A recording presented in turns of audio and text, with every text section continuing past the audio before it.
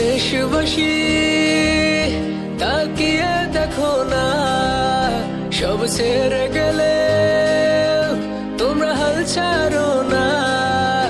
এই বাংলা মায়ের জান কখনো ভুলবে না, তোমাদের ঋণের প্রতিদান কেউ দিতে পারবে না।